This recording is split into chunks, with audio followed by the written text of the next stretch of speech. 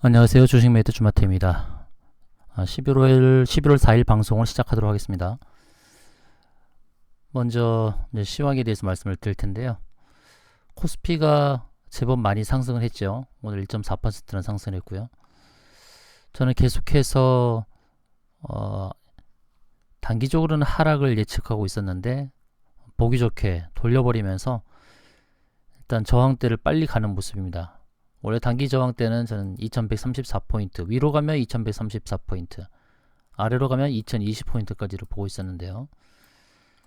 자, 오늘 또 갭을 만들었습니다. 2100부터 2111까지 이 갭을 만들었다는 부분이 좀 부담으로 작용하고 있는데, 만약에 내일 2134포인트를 빨리 달성을 하면은 이제 좀 밀릴 수가 있겠죠.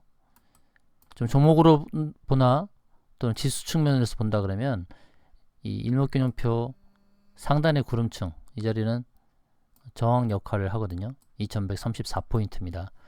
그러니까 내일은 이제 2130으로 마감한 지금 시점에서 4포인트 정도의 여력 있는 상황에서 추가적인 상승이 나오려고 그러면 거래량이 크게 나와야 될 것입니다. 오늘의 거래량을 넘어선 큰 거래량이 나와야 이 단기 저항선인 2133포인트를 뚫고 주봉의 저항선인 2250포인트까지 향해서 가는 그런 그림이 나올 수 있겠죠. 이게 가장 좋은 시나리오입니다. 2250포인트까지 단기적으로 갈 수 있는 그림이 가장 좋은 그림이고, 좀 안 좋은 그림은 2134포인트를 빨리 달성한 다음에 그 다음에 2100에서 발생한 갭을 메우러 가는 흐름이 되겠죠. 상승 나왔다가 갭을 메우러 가는 2100까지 갭을 메우러 가고, 2100에서 지지를 받았을 때의 단기 조정 후에 2250포인트, 주봉에서의 저항대인 2250포인트까지 갈 수 있는 흐름도 나올 수 있겠죠. 여하튼 지금 박스권 상단을 돌파했다라는 부분이 굉장히 좋게 보여집니다. 계속해서 60과 240의 박스권이었잖아요. 60과 240, 그 다음에 240, 60을 가지 않고 이제 돌려버린 거죠. 이렇게 박스권을 돌파해버린 겁니다. 그래서 이런 흐름은 일단 단기 갭 2100까지의 갭을 메우고 난 다음에 다시 2250포인트까지도 열려있는 흐름이다, 이렇게 보시면 되겠고요. 다만 조심스러운 것은 RSI를 또 봐야 되는데요. RSI를 보시면 다이버전스잖아요. 지금 주가 지수는 2100에서 2130까지 이렇게 올라와 줬는데 RSI는 아직 지난번 고점 자리를 갱신하지 못했습니다. 지금 이 자리에 머무르고 있는데요. 지난번에 고점 자리가 75.9 RSI요. RS 기준으로 본다면. 그래서 여기를 넘어섰을 때는 어느 정도 상방으로 볼 수도 있겠는데, 이 다이버전스가 발생한 상황에서 지속적으로 치고 나가지 못하고 밀려버리게 되면은 다시 2100선을 밀고 내려갈 수 있는 흐름이고, 그렇게 될 경우에는 지지 라인을 이제 2050선으로 봐야겠죠. 이렇게 2050선까지 지난번에 발생했던 2053에서 발생했던 갭 여전히 부담이 되고 있으니까요. 그러니까 두 가지 갭은 좀 부담이 된다. 2100에서 발생한 거, 2053에서 발생한 거. 언젠가는 메우긴 메울 거라 봅니다. 2053은 메울 것이다 보는데, 그것을 나중에 메울 것이냐, 단기적으로 메울 것이냐, 이제 그런 상황이게 되겠죠.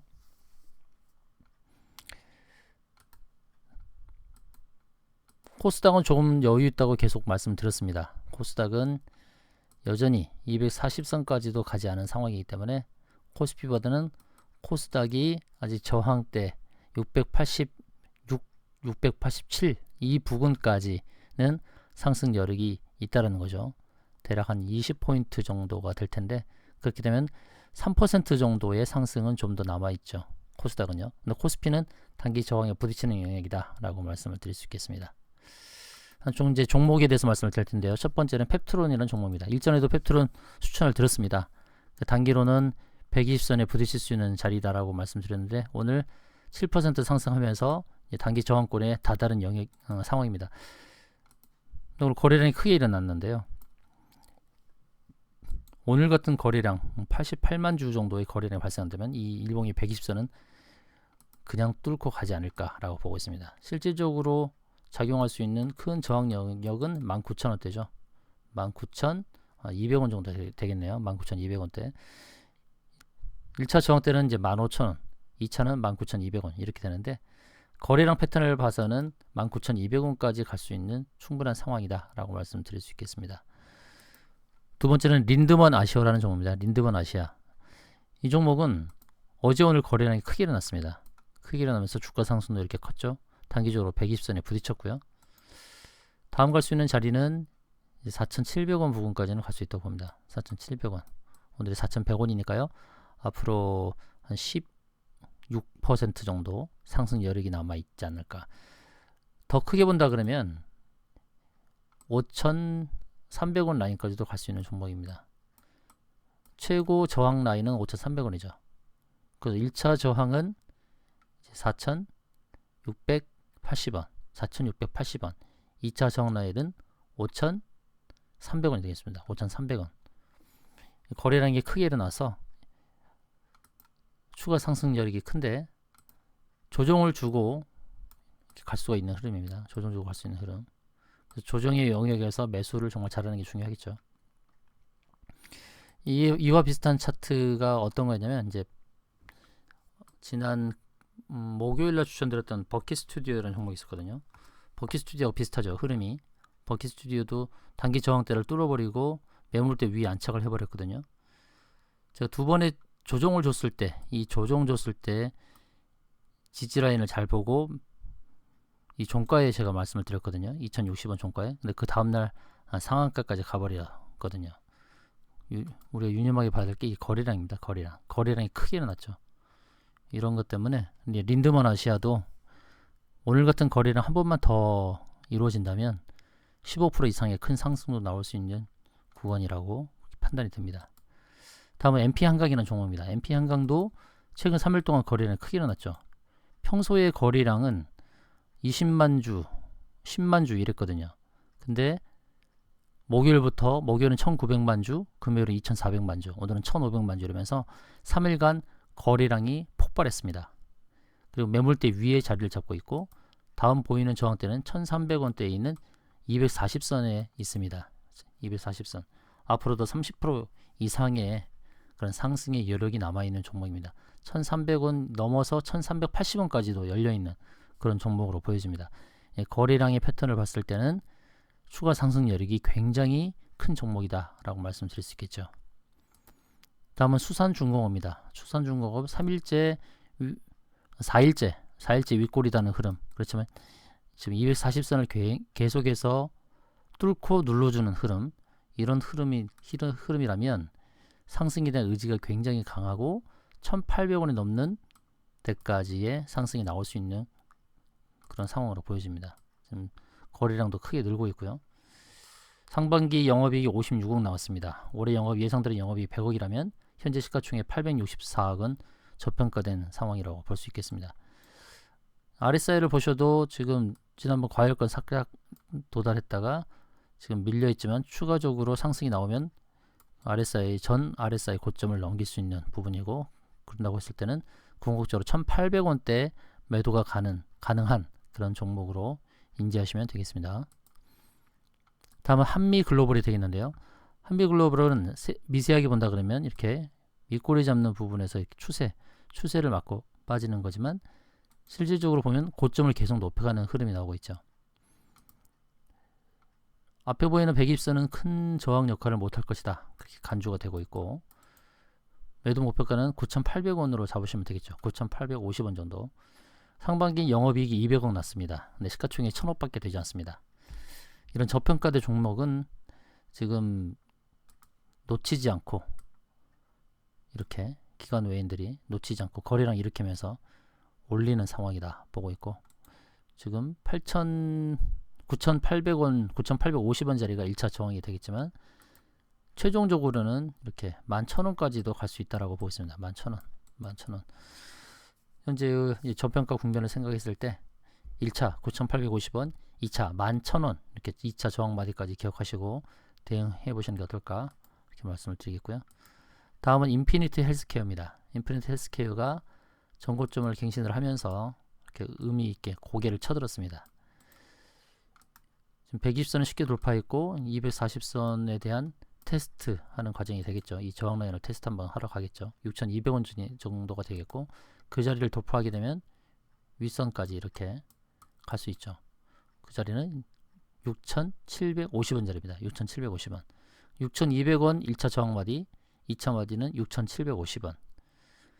240선에서 부딪힐 것이냐 아니면 통과해 버릴 것이냐, 그것도 거래량이 관건이 될 것입니다. 오늘의 거래량이 18만 주 정도 됐는데 30만 주 이상의 거래량이 실리기를 기대해 보겠습니다. 그래서 궁극적으로 6,700원대까지, 6,750원대까지 상승을 한번 기대해 보겠습니다. 셀리드라는 종목입니다. 셀리드, 이제 120선을 코앞에 두고 있는데 이거는 큰 저항이 아닐 거라 봅니다. 상장한 지도 오래되지 않았고요. 셀리드는 올해 2월 달에 상장을 한 회사고, 서울대 약학과에 있는 이 교수님이 아마 이 셀리드를 운영하는 것으로 알고 있는데요. 항암 치료제를 갖고 있죠. 셀리드가. 가야 될 자리가 어디냐, 지금 28,000원 부분이 될 텐데요. 28,700원. 28,700원이 1차 저항 역할을 할 것이라 보고, 일봉에서의 120선은 큰 저항 역할을 못할 거라 봅니다.